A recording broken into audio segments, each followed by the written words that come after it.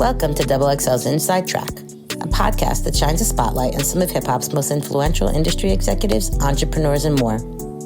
I'm Vanessa Satten, Editor-in-Chief of XXL. Join me and my esteemed co-host, music executive Courtney Lowery, as we hold in-depth conversations with the legendary figures that run the hip-hop community. We'll discuss their journey and daily grind, their contribution to the culture, the intricacies of their jobs, plus the ins and outs of the music genre that unites us all. This is XXL's Inside Track. What's going on, everyone? You're watching Inside Track. I'm your host, music executive Courtney Lowery. This is my illustrious co-host, Vanessa Satten, XXL Editor-in-Chief, Boss Extraordinaire. I like and we are here with photographer, director, visionary, all-around, cultural, just you mean so much to us and to the culture, Jonathan Mannion. Humbly, thank you, man. Appreciate it. It's great to be here. Absolutely. Favorite photo shoot you ever did? The next one. Okay. That's the quick answer. That's the ready-made. That's the wow, that's good. Oh, that's good. Probably anything with DMX. Right. You know, it's always the ones that transition a little too early, that you have incredible rapport with, that you would like to take more of the journey with, that somehow rise and mean the most. And so that's the bloodbath. You know, you could give it to Flesh of My Flesh, Blood of My Blood, or Dark and Hell is Hot, or Him with the Dogs, or Grand Champ, or, you know, him calling me up at 5 o'clock on a summer Friday, like, I just got out, the ink isn't even dry on my fingers. Meet me here, it's now. I was like, but what about tomorrow? It's summer, it's like, yo, we're about to go Friday. out. He's like, no, Mannion, now. I was like, all right. I'll meet you at, what was it, Lucky Strike, whatever, on the West Side Highway, and we photographed last time I would see him, actually. Wow. So, you know, these things happen for a reason, and you just kind of go and trust the process. How did you develop your rapport with him over the years? You know, I photographed him for the first time at the 4321 video, Meth, Red, LL, and him, and he was kind of just floating around outside, waiting for his, you know, sort of appearance. They were shooting other scenes. I think it was Diane Martell. Yeah. And I was like, hey, man, can I borrow you for a minute? Like, yeah, DMX, man. Def Jam is just buzzing about you. They're so excited. He's like, yeah, all right, cool, man. I mean, like, big energy, but young, Wife beater, dog unbridled. Chain? No, I think he had like a, you know, some sort of military jacket on. I was like, yo, can I borrow you? Like, I don't want to just like snap, thanks so much. Like, we're not doing club photos, quick and get in, get out. I was like, yo, would you hop this fence with me and climb that thing? He's like, oh man, like he was amped because I was like willing to, 1, do something illegal, 2, that I wanted time with him, 3, that I wanted some sort of execution of a vision that I had in place, even quickly. He's like, yo, I'm with you. And I think that just began to build trust, you know? And then it was like, I shot him for another magazine, a hip hop magazine that is not the incredible XXL. And up in Yonkers with 2 dogs that became Where My Dog's At, right? And then from there it was like, yo, I need that guy. Cause like we just started to trust each other. We were born 15 days apart in this world. Wow. Both 1970, both December. And it was one of those, we just got each other. And I wasn't really necessarily like, dude, it's your music that just drives me. Like I was more a Big Daddy Kane, kind of Hove, clever. How did you possibly say it like that? Rather than barking. The voice of the people, the voice of the streets. Right. You know what I mean? I still liked it. I respected it. But, you know, I think from there we realized that we as humans were in sync. Yeah. That built the tie, that built the trust, that continued the journey. Yeah. But that's something interesting about this industry is you never know, I guess in other industries too, but this is what I know, you never know who you're going to click with, right? Oh, yeah. You never know who creatively, who's going to come on set, or you're going to wind up working with, just planning a project out or something that you're going to make that relationship with that'll last because we're all in the same industry for so long. Sure. Yeah. Yeah, for sure. It is. I mean, it's probably one of the things that I'm most grateful for is the relationships that I've had with people that understood that I wanted something for them more than I needed anything for myself, you know? And I think syncing with the artist directly was always the goal. It's always you. What do you want? What do you want to be, this moment to be like remembered for? Like, can I listen to the whole album? Yeah. Can I take notes while I listen to the whole album in order to give something that was this parallel universe of visuals from what was being said in the tune, you know? So that was the most ideal way to work, is to listen to the tunes, but it was always for the artist, you know, and demanded a phone call in as many cases as possible. Yeah. To say, what's in your head? What do you want? How do we get there? Did you ever think about it like this? Here's some references, right? Because then it was like, oh, he's in sync and he cares. This isn't like, I'm gonna show up. Okay, what are we doing? Hey, nice to see you. Bang out some photos. Oh, that was fun. Take care. Cut the check. Right. You know, like I was invested more than this. I chose to be part of this. Absolutely. So in the 80s, I chose to be part of this. Worked with you for a million years, but I don't really know the background. So give us the shortened version of how you got into shooting photographers. Shooting rappers. Both my parents are artists. I grew up in Ohio. And I think being around sort of visuals early on, it made me understand that this was sort of like my flow, like a vibe of creativity that just was endless, an endless source of creation. I took photography 1 year in school. I went to Kenyon. And after realizing sort of the magic of the pure art form of photography, being in the dark room, putting a white piece of paper in, and then this image arises, like, you know, arises out of nowhere. It's like, oh my God, do it again. That's magic. So it's photography that pulled me in. I like the selection process. All the time that I was at Kenyon, I was doing college radio, right? So like we got all of the records. We got Common, we got Paris, we got, you know, everything, De La Soul and Tribe, and even before that, you know, Kane, NWA, Ice-T, right? But it was really in high school, like being in the clubs in high school in Cleveland, a club called The Lift, a club called Splash that, you know, sort of brought the reggae sort of side of what I love to life. And this was late 80s. This was, you know, Buju, like Mr. Mention Buju way back when. And then really, I mean, really it comes down to two people, or is probably the reason that I'm sitting here at this table. It's Big Daddy Kane and the DOC. Okay. I was like, what's that? You know, because before that it was also a genre of music that I love, which is sort of alternative, I guess you call it, but Depeche Mode and The Cure and New Order and House Martins and Communards and all that kind of stuff was like, that was such a vibe until this sort of like arrived in my world. And it was, you know, Kool Moe Dee and Slick Rick and everybody that I still love that are my friends now. Yeah. Like I got an email from Mandy right now. Wow. Like, hey, we got those images finalized. Here's what Rick likes. Meanwhile, cut to 1988, 89, Adventures of Slick Rick, you know, and I'm in my mom's Honda Accord with 10-inch tubes in the trunk and a amp mounted to the underside of the back panel, and like, talk about a full being circle a maniac, moment. You know, and it's like, you know, it's like, again, you choose to be part of something that you're passionate about, and I was, and I remain that, you know, and I think it's now choosing the right people that also have that equal passion. Gotcha, you know, it doesn't have to be in the same form, but you can see the people that really want it. It's good enough is not good enough. Here's where I want to go, and let's see if we can get there. So I moved to New York, 93, worked for Richard Avedon. That's sort of like the learning from... That's the part I didn't know, right? It was how you got from here to there, So I moved to New York. I was given a job as an apprentice for Richard Avedon, legendary photographer, most famously probably the Marilyn Monroe sort of sad shot of her kind of looking down, a little melancholy, but revolutionized fashion photography. And I was the smallest fish in the biggest pond. We did Versace campaigns. We did Pirelli calendars, you know, with nude Naomi Campbell, Christy Turlington, Nadja Auerman. Wow. Like, you know, I was like a 22-year-old kid. Like, oh my God, this is a I can't believe a job, everybody. Yeah. This is crazy.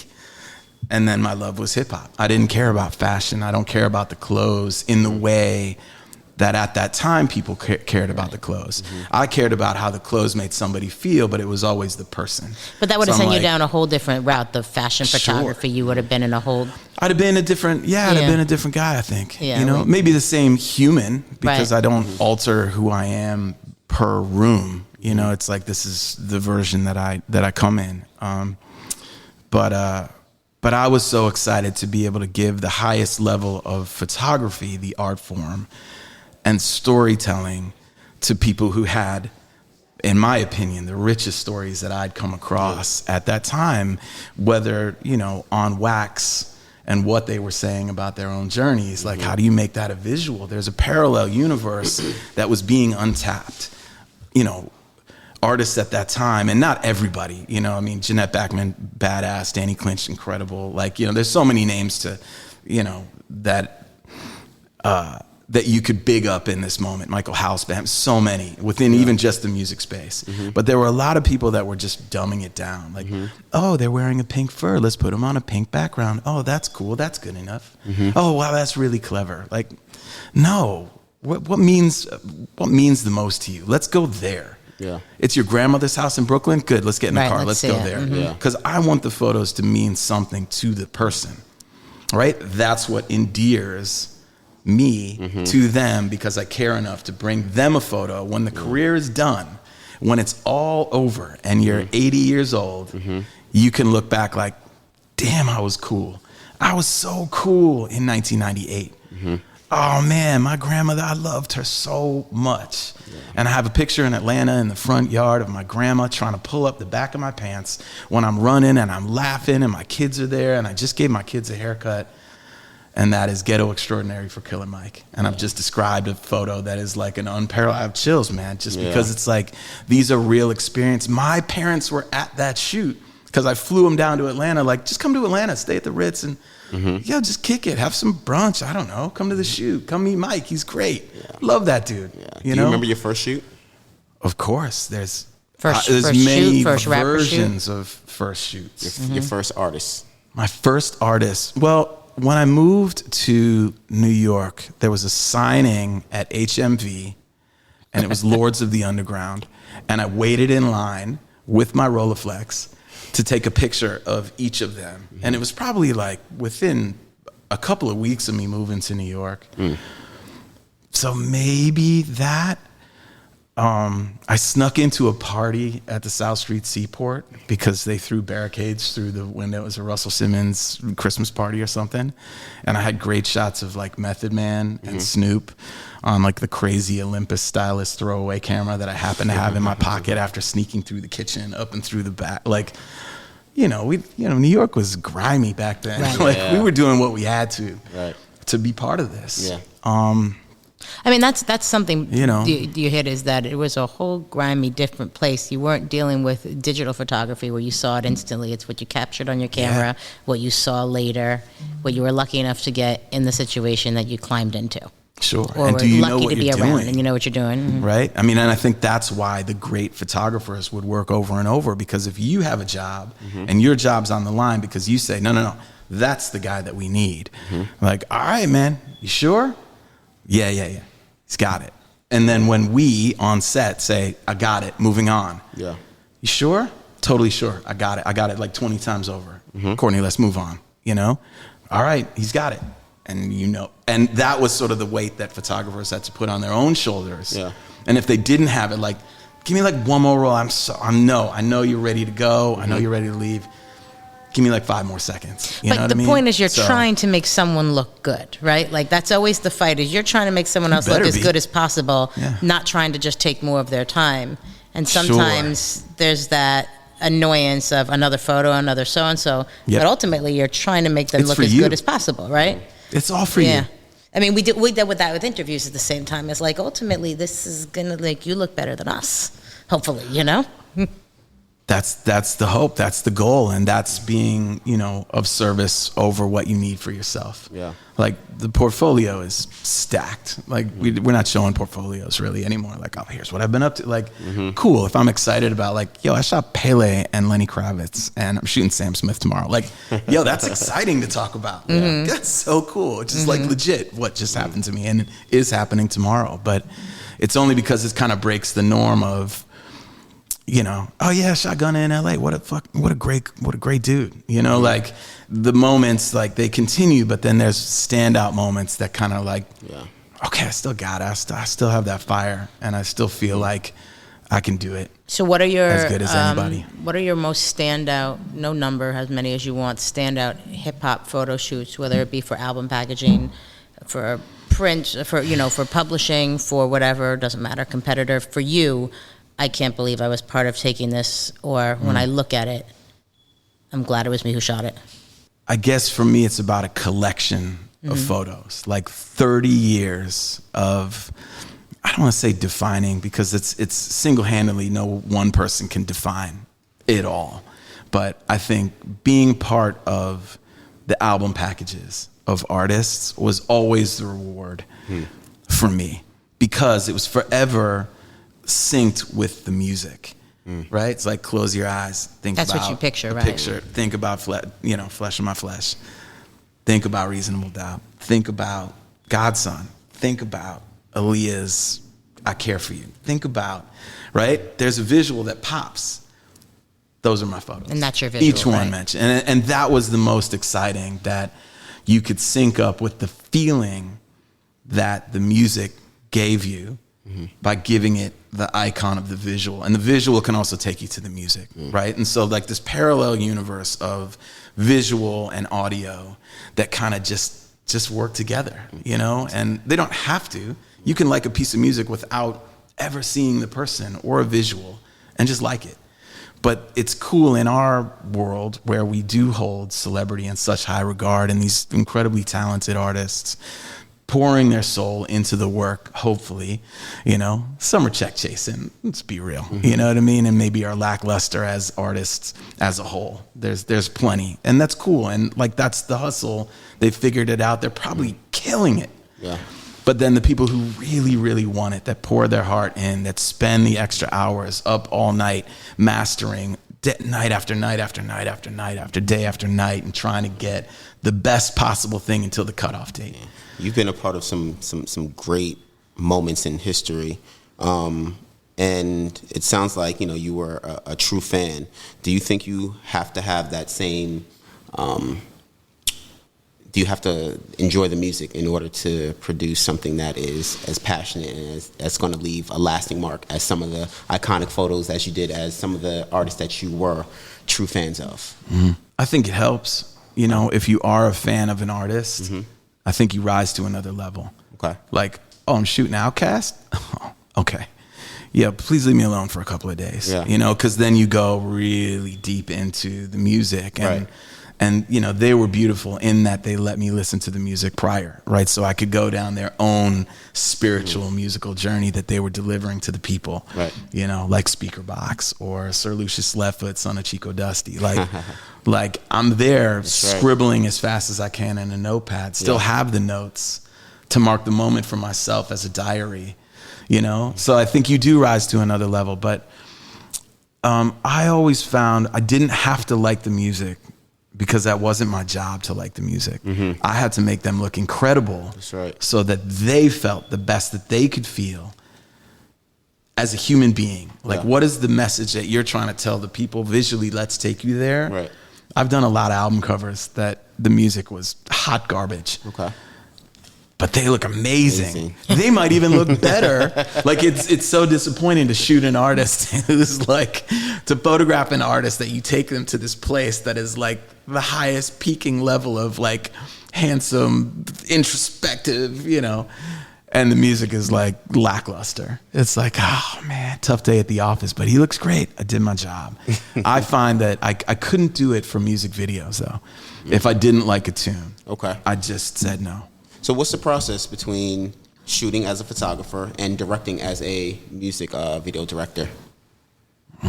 Process is much quicker as a photographer. Okay. Right? I think you get in, it is a more intense burst of time. Okay. In that, production happens typically very quickly. Yeah. The ideas happen, you discuss it, you agree on it. You're usually brought in because you're the guy that they want. with videos, it was like, we're looking at treatments. If you want to submit one, we're looking at about 8 different people, you know, and like I was up against like Hype Williams and Little X, you know, so it was like Hype would write, I'm going to do a video, it's going to look dope. That was his whole treatment. And he usually got all of them. Like I literally saw the treatment for Ja Rule. I was like, he got the video, and I'm pouring my soul into pulling the history of Ja Rule's shots. And he wrote, it's going to be dope, man, trust me. And he got it. Fucking Hype, man. And he killed it. And he, you know what I mean? Yeah. He was the guy. But absolutely. that was the run. That's who I was running step for step with. Usually I would do the package and he would do the video or multiple videos of the artist in that time, you know? So I just found that I couldn't listen to a tune over and over if I just didn't. I couldn't stomach it. Right. Gotcha. Like, because you know you have to listen. Well, I did. Maybe other video directors are different and they come up with an idea, and the day of is the day that they play the song for the second time. I would listen to it on repeat and try and bring little nuances out of the tunes to drop in, you know? Yeah. Or just let the sparks kind of fly. Where does the music take you? That's the visual that I'm trying to offer to the people. So some of the albums that you mentioned that you worked on, I mean, those were when you would have a release date and it would be planned months away. So good, and right? so much would go into it, and now you see, like, you know, And they so much announce an mystery album and it behind comes it. out a week later, you know, No, and then you that also night. see that night. Drop it, go. Or Go you time. see like Drake's album that's an emoji cover, you know, like Tough. So for you, For us, for creators. exactly. Although Damien Hirst was probably pretty happy. How do you compete You don't. in times, or how do you work under those? I guess not compete. How do you work under those situations where, you know, you were making a masterpiece for album packaging because you had the time to plan it and work on it, and there was that vision, versus you get thrown into doing some promo press shots to become somebody's album cover in a week? The question is this: did they ever see it as a masterpiece, or were you a barista? Yeah, dude made me a coffee. Yeah, coffee looked cool. I mean, it looked cool, but you know, like, do they understand how much the meaningful photographers in this industry pour into their work? Right. It is equal to the greats pouring into their own work, right? And great coffee analogy. I'm pleased with that. So I'm gonna let you finish, But then it's I'll have you some- know, but it's that's the question. Or is it like, dude, I got Damien Hirst. He's the biggest artist. Like, are they trying to aspire to be in a different world that's even higher than they've attained? Which, you know, naturally, like, we all want to rise and smell that rare air. It must be nice, you know? But yeah, I guess that's the thing. Do they see the work that goes into it? Do they understand the nuances? Because I know people do. And you know, I think I've been saying this recently. It's like, I really thought all the way along I was serving the artists. I was trying to please the artists. I am trying to please the artists. I'm trying to get a comment on my IG about, wow, Mannion, what a great day. Not overly so, but just that, like, the acknowledgement. And I realized those aren't the people. You do. You want to be like, yo, I'm sorry. Like, you know, over time, this is how I feel about them. Is it reciprocated? Could I nudge somebody to reciprocate once or twice? That would be great. And you get it. Ross chimes in, or Game, or Luda, or, you know, there's really decent people in this industry, you know, beautiful people that the relationship, you know, is solid. Yeah. Right? And then there's people that just never chime in. You know what I mean? And it's probably because, you know, they're so busy, or they're distracted, or they're looking for their own. But you feel like you worked serving on this as a partnership, right? Kind so of. in that partnership, even though it's just a project or a moment or whatever, was there mutual respect and a mutual kind of admiration within that partnership? Yeah. I know there was on the day. Yeah. For sure. Like, there's no way, I think, to make great work if somebody is absent. I've done it, but I have turned people into lumps of clay because they were such duds. And I'm like, all right, well, it's just going to be a lighting experience now. All right, let's go. Let's push the lighting farther. You mobilize your own team to raise somebody else to just looking incredible. And you say, thank you so much. Nice day. You know, but to finish the thought, I realize I'm not serving those people. I'm serving the next people who want it as bad as I wanted it, and don't know how to get there, or are on their way, or need the motivation, or need moments like this of like, wow, that I never knew that this is how he thought. Oh my because God! you I stopped think being this that way. young kid and became the leader of whatever, the leader of it. Yeah, Maybe. Yeah. I mean, and that's the hope, and so you're hoping to now, with maturity, like I've done. I don't want to say I've done it all. There's certainly more to do. I still feel like there's still projects doing to be excited a hell of about. a lot more than a lot of the greats that are working right now. Yeah. And there's a lot more to say with the people who really want it. And those are the people that I want to work with. And that's what I'm trying to manifest going forward is another opportunity to do the dance with the people that I really respect. Absolutely. Because then you rise to another level 100%. of artistry, But I think the people that are really responding to the work with consistency are the people that are in the trenches with you. Yeah. That understand what it is and what the hustle is and how many things come your way on a daily basis that you're having to fight through. People stealing the work, putting them on t-shirts like, oh, I didn't even know, bro. Whether you knew or not, like you did it. And like now I have to cease and desist. Now I have to call my lawyer and now I'm paying money to make you stop stealing my stuff that you've already made money on. And like, what a hassle to become this like human resource department of people to make sure your team and everybody's okay. And like you get steps away from just being the pure artist. It was better when I was younger because it was just like, I don't know how this is going to happen, but we're going to make it happen. And we're not going to stop until it's done. Yeah. Let's go. Did you have a challenge with the artists understanding that they didn't own the photos? And that you always owned the photos, and which is... It's not always the case that I've owned the photos, right? The wise ones have read their contracts, and you realize that you sacrifice in certain moments because you either want to do the project or it's going to go away, or you fight for rights that are balanced. Like, great, yeah, you can have it for all of these things exclusively forever, but if it goes to merch... give me a call. I just want a piece of it. I don't want all of it, but like if we're generating from this that's supposed to be for that, and in 20 years you decide, you know what, I'm going to do a merch line. Like I should just have a little piece of that. The ideal would be 50-50. It never really happens that way because there's too many hands in the pot, whether it's, a Live Nation or a Bravado or a Thread Shop or whatever. They need their cut. Yeah. And their ass is on the line. If it doesn't sell, they're the one ponying up the money. And so here's a percentage for you. Usually the photographer gets the minuscule little mini percentage. But you still do it because you don't want to stop the show for the people who want it for themselves. And you don't want them to not be amplified in a way that people are viewing the work these days. And that's on body. Yeah. There's a million Aaliyah shirts walking around out there. And we had a license for a couple of years that didn't really like push all the way in, but we're doing a huge giveaway of like some dead stock that we have like today, like, you know what, let's just give it to the people. Right. And so like, I don't have that machine in place, but I do know that once a week I'm fighting somebody for saying like, wow, I really like that Lauryn Hill image. I'm going to steal that and put it on a t-shirt and I'm going to make all the money. And they probably did. And it means that I don't get to deliver it into the marketplace first. And I don't get to claim it. They're not saying, oh, by the way, we stole this Jonathan Mannion photo of Lauryn Hill on the cover of Honey that is like omnipresent and widely known and seared into your brain. I'm seeing $0.0 of any of that. Lauryn is seeing $0.0. That's the arrogance of it. Yeah. And what people are just like, well, what? If it's me or you, I'm wanting for myself. Yeah. I'm just going to do it.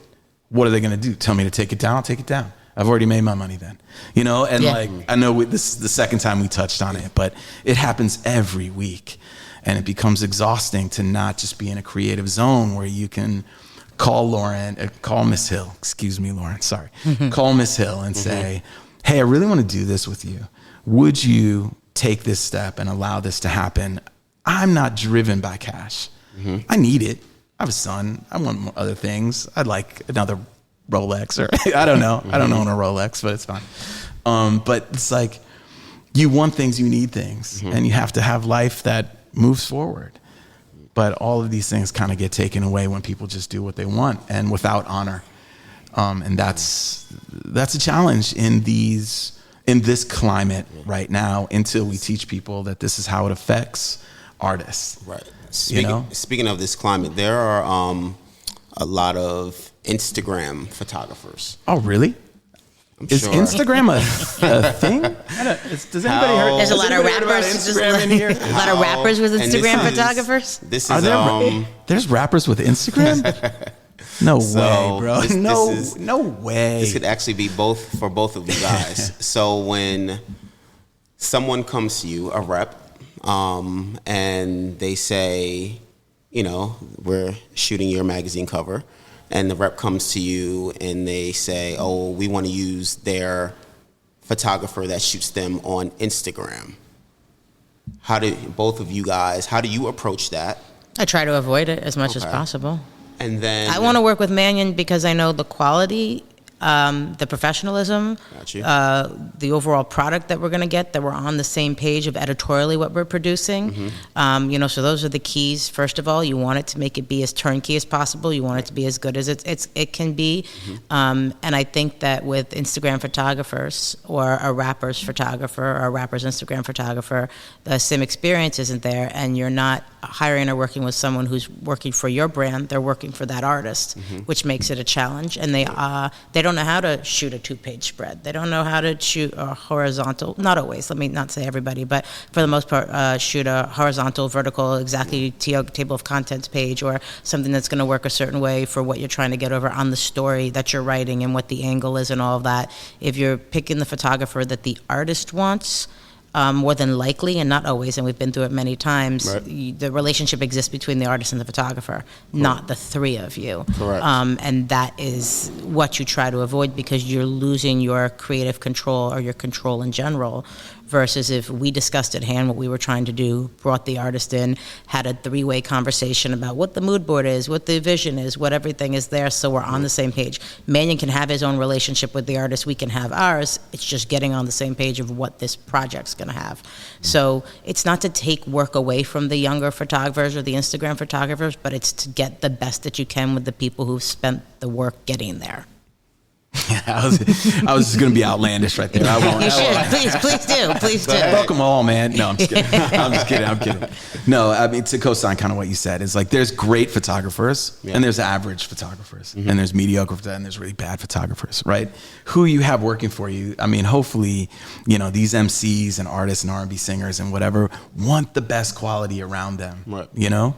And so they've chosen wisely. So it might not be a bad thing to have an IG photographer or someone who shoots them on a regular basis do it. But like, I think there's a level of excitement that a photographer who's not on the inside doing the day-to-day, like, oh my God, shoot the Bel Air Lux bottle again. Oh my God. All right, cool. Okay, cool. You know what I mean? And they're rising to their own occasion on a daily basis based on the minutia that obviously keeps the machine moving and allows checks to come in 100%. From different sponsors. It has to be done. Correct. Right? But it's like, yo, I get a moment to do this with Khaled for the cover. Let's go. This is amazing.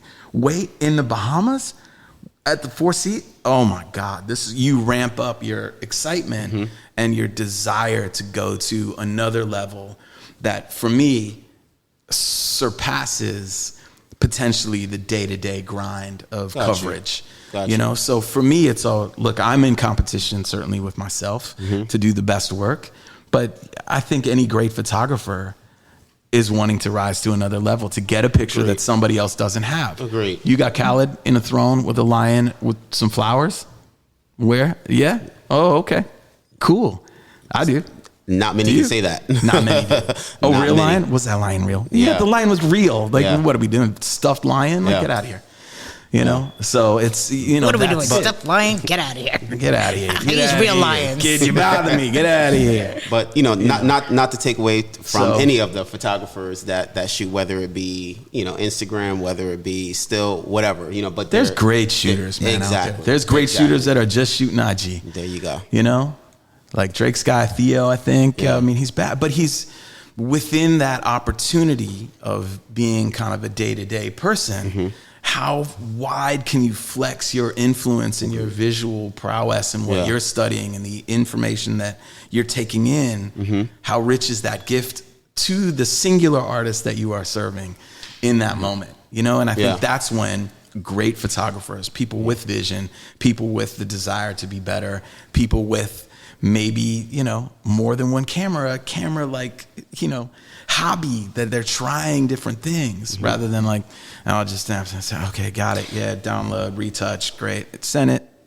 You know, just put the love back in it. Yeah. And I think the love comes when you are given the opportunity to deliver. And when I get a call from you like, yo, it's time. Yeah. It's J. Cole, full crew. It's Ari. It's Jid. It's Boom. It's, you know what I mean? Like, oh man, this is right. And then that also crazy. comes from the request of the artist, because a lot of times artists will, and That's you know great. this, will like a photo shoot that was done historically for an artist they're a fan of and want to use that photographer because Sure. they want to, one, be able to say that person shot their cover, their album packaging, whatever. Two, just be able to work with them. So, you know, you might get a request, or quite often you get a request from an artist to use photographers like Mannion. Absolutely. Because they want their project to play an historical role like the one they're looking up to did, you know? 100%. I think a prime example that you gave was Khaled. You know, you shot all of his, you know, all of the greats that he looks up to, that we all look up to, you know? And when you get to a certain point, you want someone to be able to execute a certain way. So I think that's spot on. Exactly what you're talking about. Yeah. And to get that call into, like, I don't know, I really felt the first time I got the call from Khaled, like I had wanted to photograph him. Yeah. Because of my alignment with Ross and the many covers that I was doing for Ross at that time. I was like, why do I keep missing this dude? Like, well, it'll come. And then to get the call, a personal call from an artist like, I need you. I can't explain it. And he said it like that. This is my biggest album ever. That's a rap fan though too, right? And it like really you have was to be his a rap biggest. fan, yeah. And it really was, you know? But but then the return fire is, I got you. Yeah. I got you. You are making this call, right? And it's not you've bowed down to me now. Yeah. Kiss the ring. Okay, now I'll do it. You know, this was equality. This is somebody who you also understand has been in the trenches, in the clubs, in Miami, grinding to get this opportunity to have another album, another project that somehow is like the rise continues and you realize there's an opportunity to make a huge quantum leap into a new space. And that was that album for him. Yeah. And serendipitous moments of jet skis and whatever else happens to bring that all attention. The things that come along. But all the things, but that's it. But that defines the moment and you can't really orchestrate it. Yeah. Look at D-Nice. D-Nice was like, I'm going to go live. I'm going to play some music. I'm a little lonely, but I want to hear some tunes. And maybe some people will tap in. Like I for the first time, I didn't even know how like join the IG chat worked. I was like, accept something? What? And then I'm like, oh my God, D-Nice, I love you. Like, this is amazing. Like day one, I was there. And then you see it build over time and more people. And then it's a community and then a club. And then you're talking to Sidebar. And like, there's no way for him to have planned that. Yeah. Like, you know what? Here's where I'm going to be in 5 years based on that. There's no way. Things happen. Yeah. And you get the opportunity and certain projects bring you to next opportunities and you got to take the run. You got to be ready to take the run and take your chance and do it. Speaking of opportunities, I like this question, it's my favorite. What's your starstruck moment where you couldn't believe you got to be there for that? You couldn't believe you were around for it? Not just that you shot it, and that could be part of it, but that you were in the same room for it, or more than one, you know? There are a couple, right? So throughout my entire life, I played soccer and tennis. You know, Andre Agassi was a person that I modeled my entire game after. You know, a little gritty, a little rugged, a little flashy, a little, you know, maybe I had a mullet. I can't even remember. You know, I might bring that mullet back. I don't know. It seems to be trending these days on the tickety-tock that the kids are watching. But I was photographing Agassi at his house, at his dad's house in Vegas. And you know, I'm speaking to my producer like, we're going to do this and then that. We'll move to that shot and this. And I got a ladder and she kind of like nodded. Like, I was like, don't tell me that Andre Agassi is standing right behind me. The guy that I modeled my whole game after. And like, he's standing behind me. I'm going to like totally like lose my shit. It's Andre Agassi. He's standing right behind me. Like, why didn't, like, so I was like, you know, I had my moment. I had my little like fan kind of moment. Right. I was like, man, it's so nice to just be in your presence. Let's kill it today. I'm going to get professional now. Yeah. Rakim, another one. When I first photographed Rakim, I was like, this may never happen again, right? I didn't know the trajectory even of my own career, that I'd be sitting here 30 years later. This was 1998. I moved to New York in 93. And like, you know, it was like rap pages. I can say that because they've never been in competition with. Okay. Well, you know, I'm looking at these big micro. This thing is staring at me. I mean, healthy competition is good. Reminder, you know. You know, I showed up with an 8x10 camera, a bottle of champagne. I was making $0.0, like with everything that I was doing. But I was like, you know, I'm going to go for it. Yeah. And I bought him a bottle of Moet. I was like, look, I don't even know, like, if you drink. You drink. I don't even know. And you might not because, you know, the whole, you know, the 7 on it, the thing and the, you know. But, you know, here, I just want to give it to you as a, he's like, oh, yeah, no, pop it. So we have pictures of like just me arm in arm, this young kid wearing like a Kangol kufi next to Rakim popping this bottle. Like, just wild. He was another one. I was like, I may not get this chance again. And it's become a really timeless classic image of him and one of my pure favorites from the career. DMX in the blood. I mean, there's so many, like having an opportunity, like begging for an opportunity with Blackground to photograph Aaliyah after shooting Tank and Playa and Bradshaw and everybody else on the whole roster. Like, but could I have that, please? Yeah. I came from fashion. Like, let me have it. So, and then you get that moment like, wow, what a great day. So there's so many incredible days. Yeah. But as a starstruck, probably like, I would go to the Rakim or Agassi story as personal. Outcast, I mean, anytime I'm around 3000, it's like, oh, this guy is so special, man. You have, and big, you know, like equally, you know, if not more grounded, I think, because of the international man of mystery, luxury, and wood flutes. And all these, like, what's going on in your brain? Right. Like, as a psychology, you know, major in school and somebody who has to go deeper into someone's being to create images that are more special, if you will, than others, or the hope that happens. He was always somebody who's been intriguing, man. I like the depth of people's souls. You have a lot of images that were moments in time. Was there anyone that when you were shooting, you knew that this moment is going to be one that lasts forever and that goes throughout the history books? I think every time I was photographing someone, I was always 10 years, 20 years down the road. Like, in some ways, this is maybe bad to say, but like, I didn't really care who the client was. It was about the artist, right? Because you want the artist to be, that's it. If I'm down with the artist, it doesn't matter what it's for. However the opportunity arrives, whoever wants me, wants it, wants to feature it, cool. That's what you want on the cover? Not the best in my opinion. But I still have this to give to the people 20 years later. There you go. Good. Put it on the shelf. Let's go. Tuck it away. You know?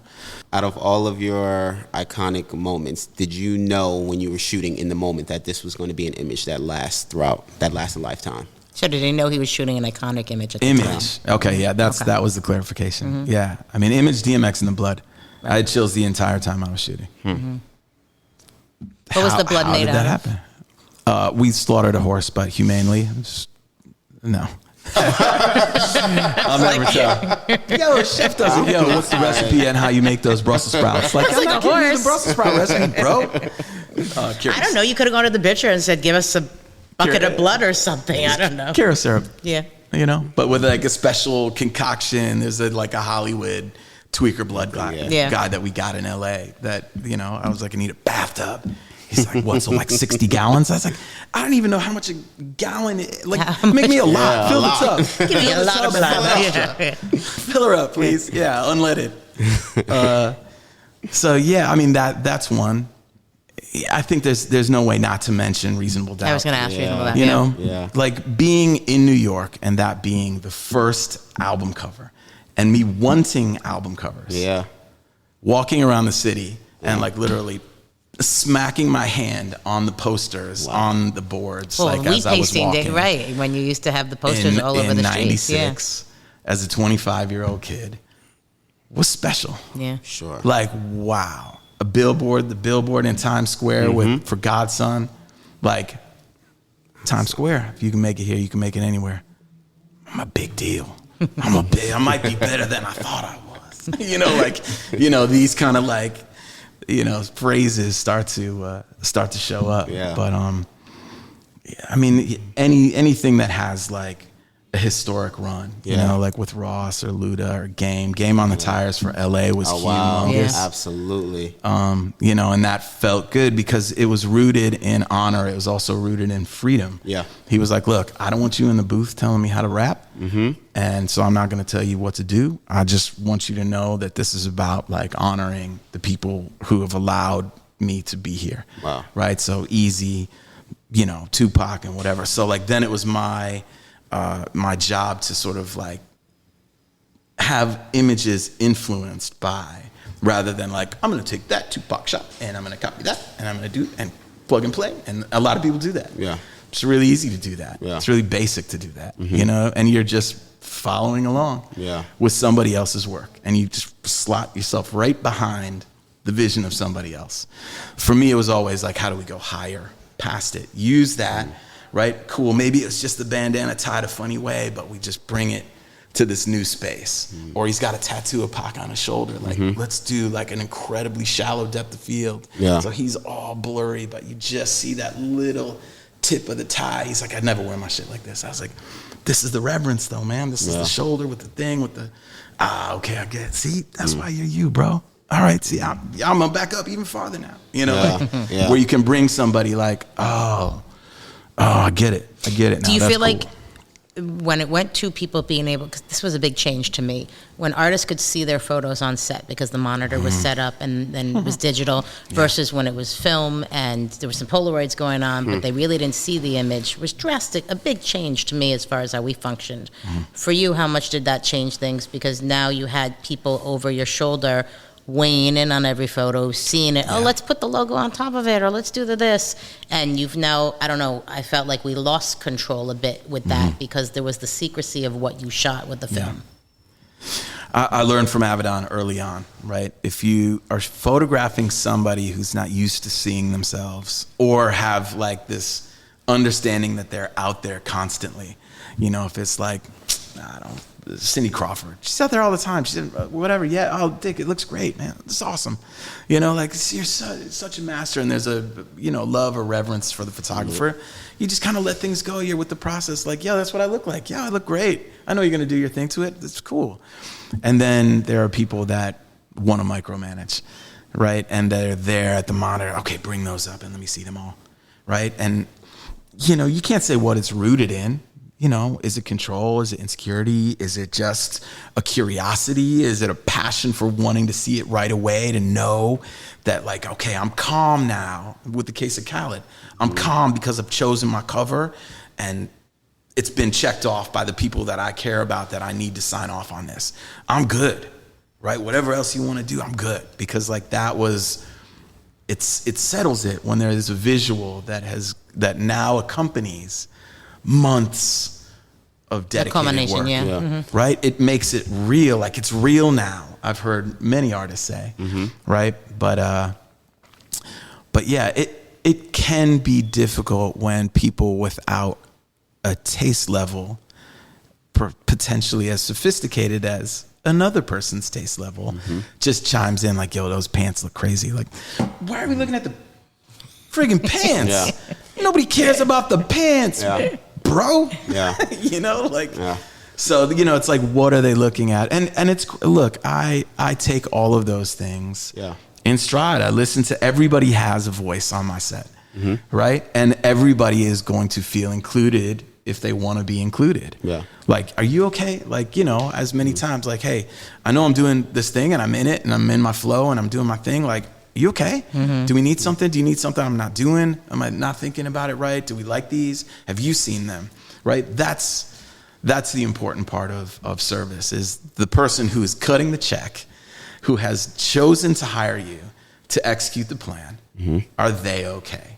As well as, for me, first and foremost, is the artist okay? Because once the artist is calm, there's the opportunity to get more. Like, you need something else for table of concept. I had this idea. He's got this crazy watch on. Like, what if I just did a detail where he's, and then you could run the, like thinking as an art director in the moment, which I think helped a lot of art directors on my sets because I'm shooting not only like, wow, I got good pictures. I don't know what you guys do after that. Like, I'm thinking I do my through job. to being on the wall where I can smack the billboard. Yeah. I think you hit the nail right on the head with making sure that the artist / talent is 100% comfortable. Because I think that they're thinking about the minute this goes out, what are the comments are going to say online, you know, so they approach. That's the new Right, that's the new version, thing, you know, so they approach it very apprehensively. Yeah. You know, so talk about the importance of making sure that they're And I comfortable. guarantee the trolls are going to be out. 100%. Trolls got time. They definitely do. They're not doing anything. Trolls, how you doing? Feel free to hate on my shit. I'm trying my best. That's all I got. They're going to hate. It's cool. They're hating on something in this interview right now. I know about hip hop ever. Like, oh god, I know. Yeah, I hardly know anything. You know, but it's like you realize, like, you know, everybody's got an opinion. Yeah. And look, find your people. And are entitled to it. And they are. But don't get derailed. Correct. If 98.6 people love it. Yeah. Oh, this is epic. This is amazing. Congratulations. I'm supporting you. I love the music. It means so much. Your lyrics is something throughout time. And one asshole jumps in like, it's just trash. You're whack. Go Trump. You know, like, you're like, oh, why do you have to add that, bro? Like, it's not political. This is Kalani. She's dope. What are you talking about? People just have time and they just, people want to be heard. God bless. I mean, you know, it's like, it's hard not to go into like a mental health conversation about the state of this universe right now. Thank God I'm 53 and like about to be 54 and I'm paying attention to really real, tangible things that I love and am passionate about beyond even the work, even though I am truly passionate about the work and I want to give it back now to the people so they can see what it should feel like or could feel like. Maybe it shouldn't feel like this anymore. Maybe we're just in a new space. Right. What it could feel like and what it did authentically feel like to me through my well-articulated sort of delivery of the moment, visual or audio. I want to give you what I felt and how strong you can feel it. Yeah. I love what I do. I love bringing people to maybe a version of themselves that they never met before. Right? Or like, that is who I wanted to be. I woke up, or when I look in the mirror, this is the guy that I see. You photograph the guy that I see when I look in the mirror. Other people don't do that. Yeah. Some photographers want to take you to their own little wonderland with flying lambs and halos and shit. Like, that might not be you. Right. Right? But this is sort of, you know, one of, I guess, the gifts of aiming to make timeless photos. They can be conceptual, but they should last rather than be gimmicky and of the moment, you know? So I don't know. I look at it all as a gift, you know, and I think the people who criticize it or critique it sharpen you. What are you made of? Can you take that criticism? Right. For any of the artists that are accepting this, maybe some of them are telling the truth. Like, but you know, some of them are just trash. They're just talking shit because they just want airtime. Right. And then there's some like, oh man, I wish he would have just I wish there was one more verse on that song. Yeah. Maybe get back in and do that verse. You know what I mean? Like, how can you be sharpened? People crumble under criticism. And I think that, thank God for being an art student and having to defend my work, right? And also to have thick skin. Working in this industry, you better have some thick skin because people are coming for you because they're either jealous of you because you're farther along than they are. They've met with resistance and they can't get past that, or they're never going to be as good and they know it. Sorry, it's not your problem. Yeah. Keep going. Just keep going. Last question for you is, what are you excited about? That's it. That's it? Yes. That's all we got? That's it, yes. Oh, man, no one ever taps in. Shit, I'm on flips table.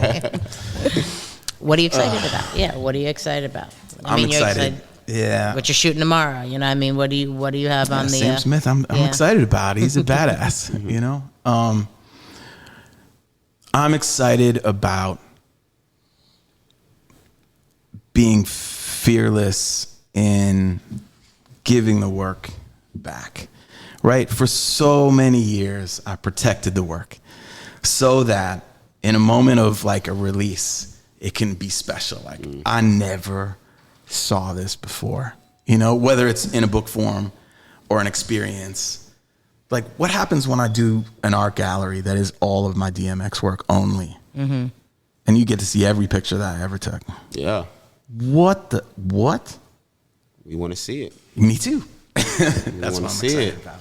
You know, it may not come in exactly that form, and maybe that form exactly. Right. You know, but I'm really like living with the work now. I think it was a one-way journey for so long in generating the work. Mm-hmm. Right. Another one. And I think that's one of the things that I'm most proud of mm-hmm. is the coverage mm-hmm. of an industry. Right. And nothing sort of like fell short, like, oh, I'll just snap a quick, okay, I got that guy. It's not like collecting baseball cards or something. You know, it's like meaningful sessions over and over for publications or albums or whatever, or opportunities like a 25-year Def Jam cover where you get multiple artists in a day, Scarface and Redman and Method Man together, and Onyx and somebody like, that was an odd day. It was totally an odd day. It's an odd day. You know? But a day nonetheless that you're fighting through and you're shooting individuals, and how good is your retoucher to drop everybody in as if they were all there in one moment. Like, these are all things that... Or even better, if you were lucky enough to have them all there in one moment. Yeah. Those times, yeah. Yeah, well, that's totally different. Yeah, that's it. I wasn't there that day. I wish I was. But, thank you so much for sitting and talking with us. We appreciate it and everything that you do. Thank you so much for having me. And... yeah, it means a lot, man, and thank you for the work over the years. You know, I had my list prepared, and this is how I know, but I didn't want it to be about XXL. I wanted it to be about you. Oh, yeah. All right, well, I shot some people. Okay. I'm Jonathan Mannion. I shot some people. Go to his website. Yeah, but, you know, kindly, photograph some people. Yeah. Or change the narrative of shooting. Yeah. I'm not shooting anymore. There's enough shooting. The exhibit. That's when we'll check it out. The exhibit. The exhibit, the book, the stories. You know, the stories are T-shirts. Really what people want from me. Yeah. You know, artists, please let me do some merch. Please, any of you out there. Like, we got to give back. Easier said than done, yeah. Raekwon XXL cover with the tarantula. Yeah. Mm-hmm. I want that on a Yeller t-shirt so bad. If somebody can, like, let me do that. Can't you just make it for yourself? I can't. Yeah, of course. Yeah. But he sell it outside the concert. But I want to give it to the people. He wants to give it back to the people. I want to give it back to the people.